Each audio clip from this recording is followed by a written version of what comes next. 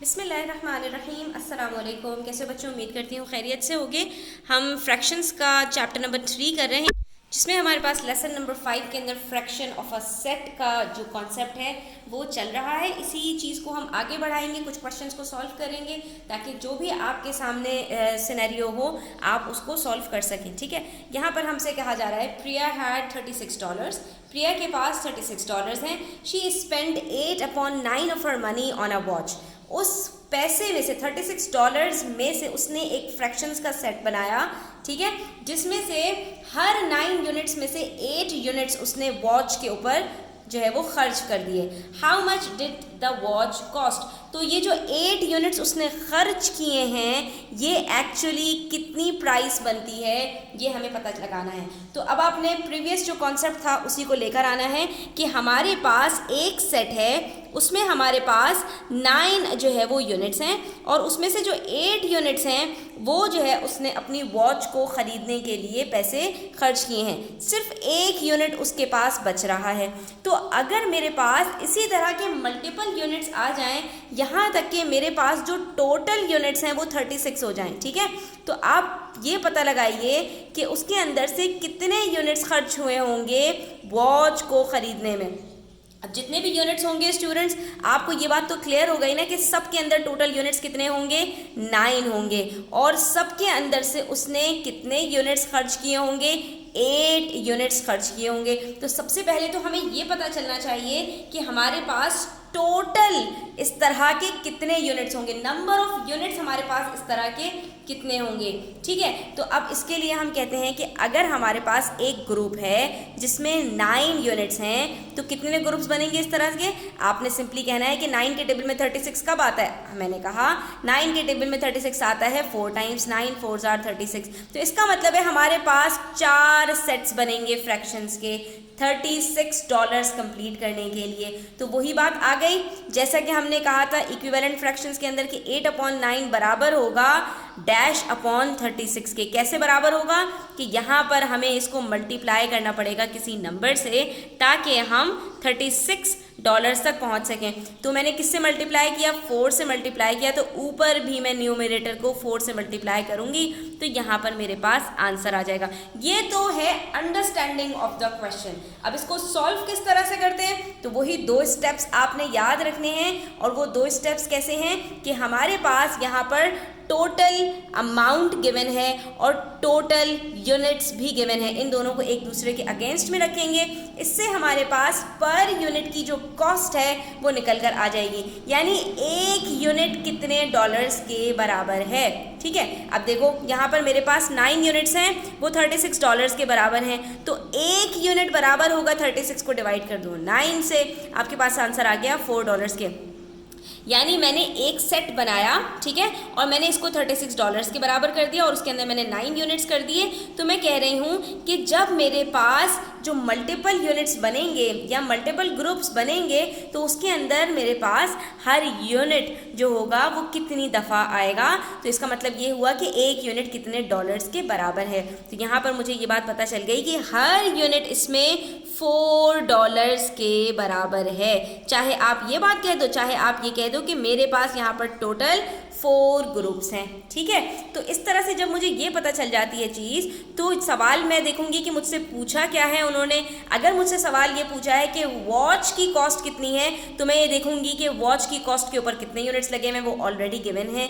8 units खर्च हुए हैं वॉच खरीदने में, तो इसका मतलब ये हुआ कि 8 यूनिट्स बराबर हो जाएंगे 4 × 8 $32 के बराबर, यानी मेरी जो वॉच है उसकी कॉस्ट $32 है। लेकिन यहीं पर अगर मुझसे ये पूछा जाता स्टूडेंट्स कि how much money she has left, कि उसके पास वॉच खरीदने के बाद कितने पैसे बच गए, तो स्टूडेंट्स फिर हम यहाँ पर वर्किंग्स को थोड़ा चेंज करते। हम कहते भाई यहाँ पर जो हमें इन्होंने 8 यूनिट्स दिए हुए हैं ये एक्सपेंडिचर के दिए हुए हैं, ये लेफ्ट ओवर के नहीं दिए। तो लेफ्ट ओवर के चाहे तो आप यहाँ से यूनिट्स निकाल लेते, 9 - 8 करते लेफ्ट ओवर यूनिट्स आ जाते, और जो आपके पास पर यूनिट की कॉस्ट आती वही आपके पास बराबर हो जाता है, क्योंकि 9 माइनस 8 1 यूनिट होता है, तो 1 यूनिट की जो कॉस्ट आती वही आपके पास लेफ्ट ओवर हो जाता। और चाहे आप इसी मेथड से सॉल्व करते और उसके बाद जब आपको ये पता चल जाता कि वॉच खरीदने में $32 लगे हैं, प्रिया के पास $36 थे, तो बचे कितने होंगे 36 माइनस 32, तब भी आपका आंसर क्या आता $4। तो एक ही चीज़ को करने के मल्टीपल तरीके होते हैं। एक मेथड से जब आप चीज़ को सीख लेते हैं तो फिर अल्लाह ताला ने आपको जो जहन दिया है उसको आप घुमा फिरा के बहुत तरह से उसी चीज़ को सॉल्व कर सकते हैं। तो हमारे पास बच्चों आंसर आ चुका है, दी वॉच कॉस्ट $32। ठीक है, इसी तरह से पेज नंबर 89 के ऊपर देखेंगे, क्वेश्चन नंबर 5 है जिसमें कह रहे हैं basket contain some apples and oranges. ठीक है, अब हमारे पास यहाँ पर दो चीज़ें आ गई हैं जिसमें से हमें इन्होंने बताया कि 5/12 of the fruits are apples. एक ग्रुप बनाया उन्होंने फ्रूट्स का जिसमें से उन्होंने 5 यूनिट्स दे दिए, किसको, एप्पल्स को, और बाकी यूनिट्स जो बचेंगे स्टूडेंट्स वो किसके पास चले गए, वो चले गए हमारे पास ऑरेंजेस के। टोटल यूनिट्स हमारे पास 12 थे जिसमें से 5 यूनिट्स हमारे पास चले गए एप्पल्स के पास। तो यहीं से आप कैलकुलेट कर लेंगे कि भाई बाकी जितने यूनिट्स होंगे वो किसके होंगे, ऑरेंजेस के, तो वो कितने आ रहे हैं 7 यूनिट्स। तो यहीं पर हमने एक रफली थोड़ी सी जो है वो वर्किंग्स कर ली। अब उन्होंने कहा कि लेकिन एक्चुअली हमारे पास 10 एप्पल्स थे, जबकि एक ग्रुप के अंदर हमारे पास एप्पल्स के कितने यूनिट्स आ रहे हैं, 12 में से 5 यूनिट्स, लेकिन एक्चुअली जो हमारे पास अमाउंट ऑफ एप्पल्स है वो कितना है, 10 एप्पल्स का। तो हमसे इन्होंने पूछा how many apples and oranges are there all together. अब इस चीज़ को आपने यहाँ पर अच्छी तरह समझना है कि सवाल इन्होंने हमसे क्या पूछा है। तो यहाँ पर स्टूडेंट्स मेरे पास एक ग्रुप के अंदर चाहे एप्पल्स के यूनिट्स हों चाहे ऑरेंजेस के यूनिट्स हों, उनकी लेंथ तो बराबर है ना। तो इसी तरह के जितने भी ग्रुप्स बनेंगे स्टूडेंट्स, जितने भी ग्रुप्स मेरे पास होंगे सब में 5 ही एप्पल्स होंगे और 7 ऑरेंजेस होंगे, लेकिन जो हमारे पास यूनिट्स की लेंथ होगी वो बराबर होगी। तो हम ये कहेंगे कि एक यूनिट अगर हमारे पास 3 एप्पल्स के बराबर है, ठीक है, तो हमारे पास जो ऑरेंजेस होंगे उसका भी एक यूनिट 3 ही ऑरेंजेस के बराबर होगा। तो अगर मुझे यहाँ पर स्टूडेंट्स हर ग्रुप के अंदर जो अगर एप्पल्स की क्वांटिटी पता है तो ये पता चल जाए कि मेरे पास कितने ग्रुप्स हैं या मेरे पास एक यूनिट कितने एप्पल्स या ऑरेंजेस के बराबर है, तो मैं यहाँ पर टोटल की कॉस्ट निकाल सकती हूँ, टोटल की क्वांटिटी निकाल सकती हूँ। कैसे, मैंने कहा यहाँ पर कि मेरे पास कौन कौन सी चीज़ें गिवन हैं, मेरे पास यहाँ पर एप्पल्स के यूनिट्स भी गिवन हैं और मेरे पास टोटल एप्पल्स भी गिवन है। अब यहाँ पर हमारे पास स्टूडेंट्स 3 चीज़ें हैं, एक फ्रूट्स, एक एप्पल्स और एक ऑरेंजेस। आपने ये देखना है कि किस चीज़ के यूनिट्स भी गिवन हैं और किस चीज़ की टोटल क्वांटिटी भी गिवन है। तो अगर मैं बात करूं एप्पल्स की तो एप्पल्स के यूनिट्स भी गिवन हैं और टोटल क्वांटिटी भी गिवन है। ऑरेंजेस की बात करूं तो उसके ना तो यूनिट्स गिवन हैं और ना उसके टोटल क्वांटिटी गिवन है। और अगर फ्रूट्स की बात करूं तो फ्रूट्स के यूनिट्स तो गिवन है, ये 12 यूनिट्स, लेकिन टोटल फ्रूट्स कितने हैं वो भी गिवन नहीं है। तो यहाँ पर हमारे पास जो चीज़ उठाने वाली है वो कौन सी है, एप्पल्स। ठीक है, 5 यूनिट्स एप्पल्स के हैं और टोटल 10 एप्पल्स हैं, तो हम इन दोनों को एक दूसरे के अगेंस्ट रखेंगे और हम कहेंगे कि 5 यूनिट्स बराबर है 10 एप्पल्स के, तो 1 यूनिट बराबर हो जाएगा किसके, 10 डिवाइडेड बाय 5 के। एक यूनिट के अंदर हमारे पास आ गए 2 एप्पल्स। तो हमारे पास स्टूडेंट्स टोटल यूनिट्स कितने हैं, हमसे यही पूछा है ना कि टोटल फ्रूट्स बता दो हमें, टोटल के अंदर एप्पल और ऑरेंजेस दोनों हैं। तो हमने कहा भाई जब टोटल फ्रूट्स हमारे पास 12 यूनिट्स हैं और हर यूनिट 2 फ्रूट्स के बराबर है, तो इसका मतलब ये हो गया कि 12 यूनिट्स बराबर हो जाएंगे 12 × 2 दैट इज 24 एप्पल्स के, यानी 24 फ्रूट्स के, एप्पल्स और ऑरेंजेस के। तो हम क्या कहेंगे, there are 24 apples and oranges all together. इस तरह हमारे पास प्रैक्टिस के भी कुछ क्वेश्चंस हैं, वो भी देख लीजिए। Baker bought 40 kg of flour, total kg of flour बता दिया। She use 3/8 of the flour to bake some bread, जिसमें से उसने 3/8 फ्लावर यूज़ किया है ब्रेड बनाने के लिए। How many kilograms of flower did she use, तो उसने एक्चुअली कितना फ्लावर यूज़ किया है ये हमें पता लगाना है। अब हमें देखना है कि हमारे पास कौन कौन सी चीज़ें गिवन है। तो सबसे पहले आप ये देखो कि टोटल kg ऑफ फ्लावर इन्होंने हमें बता दिया। ठीक है, टोटल हमारे पास कितना जो है वो अमाउंट ऑफ फ्लावर है वो भी बता दिया। उसके बाद हमें ये बता दिया ब्रेड बनाने के लिए कितने यूनिट्स यूज़ हुए वो भी बता दिया। लेकिन टोटल हमारे पास कितना फ्लावर था उसके जो यूनिट्स हैं वो बता दिया। तो हमारे पास कौन कौन सी जो है वो चीज़ों के अंदर यूनिट्स भी गिवन है और क्वांटिटी भी टोटल गिवन है। तो आपने देखा यहाँ पर टोटल क्वांटिटी ऑफ फ्लावर भी गिवन है और टोटल यूनिट्स भी गिवन है। तो हम इन दोनों को एक दूसरे के अगेंस्ट रखेंगे और सॉल्व करेंगे।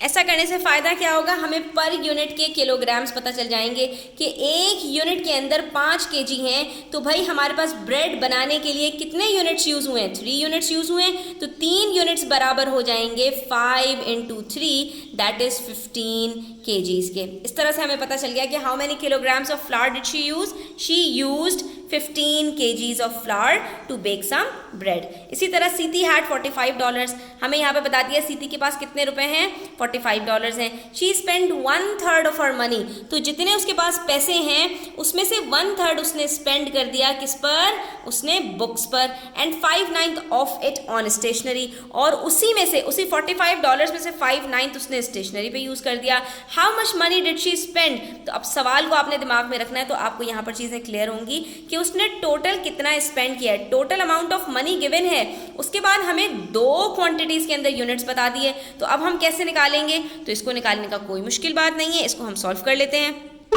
क्वेश्चंस के ऊपर ग्रिप आने के लिए ना स्टूडेंट्स हमेशा सबसे पहले रिक्वायरमेंट को अच्छी तरह से समझा करें, ठीक है। यहाँ पर इन्होंने हमसे टोटल मनी स्पेंड पूछा है।